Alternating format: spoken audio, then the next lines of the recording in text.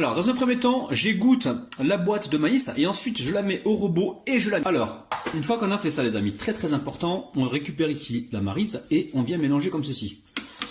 Alors ensuite, on vient ici presser le jus du citron. On va dire 2, vous pouvez mettre 3 cuillères à soupe, 3 cuillères à soupe si vous voulez. 2, je sais pas si vous voyez, de la crème cheese, donc du Philadelphia.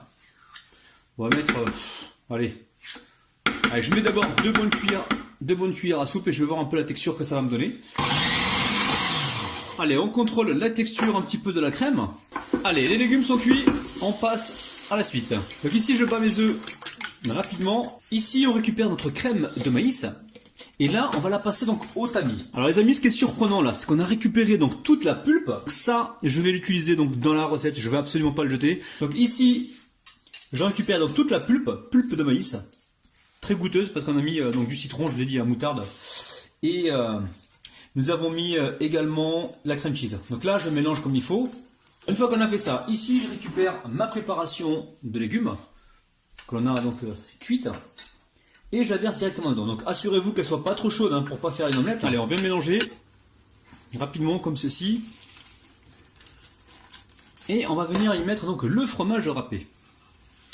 Alors je vous ai pas dit, mais le maïs, gardez-en quelques petits grains pour en rajouter dans la préparation pour avoir également du croquant de maïs. Alors ici j'ai récupéré des moules en silicone, donc je vous conseille d'utiliser les moules en silicone et surtout beurrez-les. Donc ici je remplis donc mes empreintes.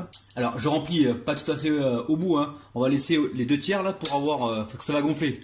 Donc pour ne pas que ça déborde justement. Ici je vais venir remettre un petit peu de maïs pour rappeler qu'il y en a bien à l'intérieur. Allez, une fois qu'on a fait ça, je récupère donc la fourchette qui m'a servi pour battre les œufs, elle est là, hop là.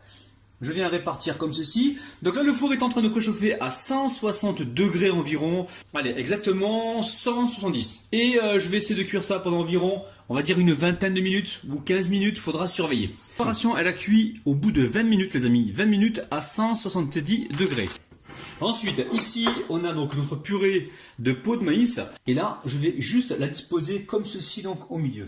Alors là, j'ai positionné ma caméra de façon à ce que vous voyez bien. Là, je ne vais plus parler. Et je vais faire mes rosaces. Et franchement, c'est un truc de malade.